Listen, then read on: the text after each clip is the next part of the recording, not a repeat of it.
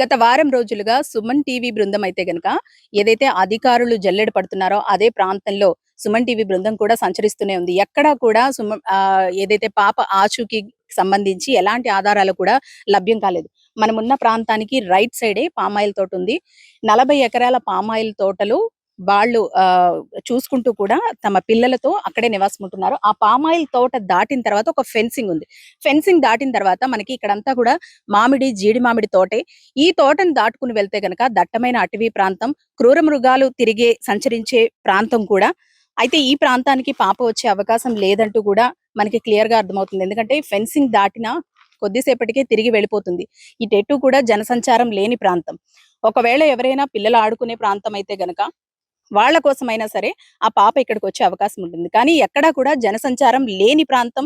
ఈ ప్రాంతం దాటితే అంటే ఈ జీడి మామిడి తోట దాటితే గనక మొత్తం అంతా కూడా ఎత్తైన కొండలు, అటవీ ప్రాంతం. అందులోనూ క్రూర మృగాలు కూడా సంచరించే అవకాశం ఉన్న ప్రాంతం.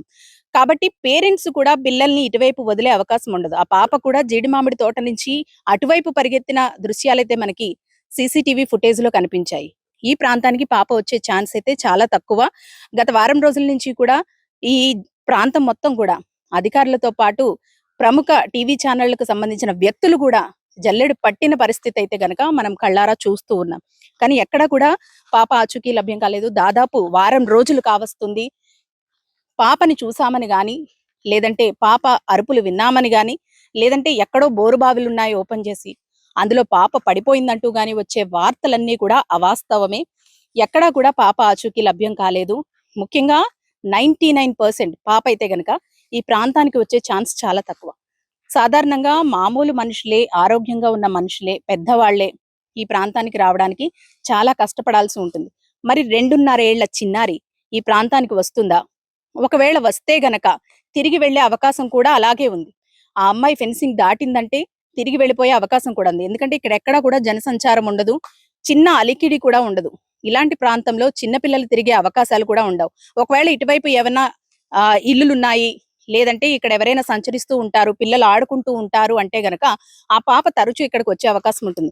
కానీ ఎప్పుడూ కూడా ఈ జీడి మామిడి తోట వైపు కానీ, కొండ వైపు కానీ పాప ఎప్పుడూ రాలేదంటూ కూడా పేరెంట్స్ చెబుతూ ఉన్నారు. మరి అలాంటి ప్రాంతానికి ఒకవేళ కుక్కతో పాటు పాప వచ్చి ఉన్నా, కుక్క ఏ విధంగా వచ్చిందో పాప కూడా తిరిగి అదే విధంగా వచ్చేది.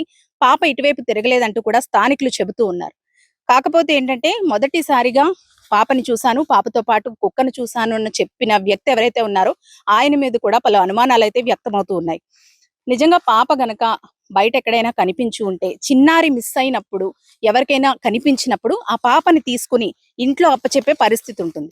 ఎందుకంటే ఆ అమ్మాయి ఏమి పెద్దది కాదు, కేవలం 2.5 ఏళ్లు, ఊహ తెలియని వయస్సు, సరిగ్గా నడక కూడా రాని వయస్సు. అలాంటి పాపను వదిలేసి మీ పాపని ఇక్కడ చూసాము అన్న సమాచారాన్ని చేరవేయడానికి ఇంత దూరం ఇంటికి వచ్చే అవకాశం ఉండదు. కాబట్టి ఆ కోణంలో కూడా అధికారులు అయితే ప్రస్తుతం దర్యాప్తు అయితే చేస్తూ ఉన్నారు. మరి వారం రోజులు కావస్తుంది. వారం రోజుల నుంచి కూడా ఎలాంటి ఆధారాలు లభించలేదు, అటవీ ప్రాంతంలో లేదన్న క్లారిటీ అయితే ప్రస్తుతానికి వచ్చింది. ఎందుకంటే GPS ట్రాకర్ అమర్చిన కుక్క ఇంటి చుట్టుపక్కలే తిరుగుతుంది కాబట్టి ఆ అనుమానాలకు ఒక ఫుల్ స్టాప్ పడిందని చెప్పుకోవాలి. మరి ఎవరైనా కిడ్నాప్ చేశారా? వాళ్ళ కుటుంబంతో ఎవరికైనా శత్రుత్వం ఉందా? ఈ కోణంలో అయితే గనక అధికారులు ప్రస్తుతం ఇన్వెస్టిగేషన్ చేస్తున్నారు.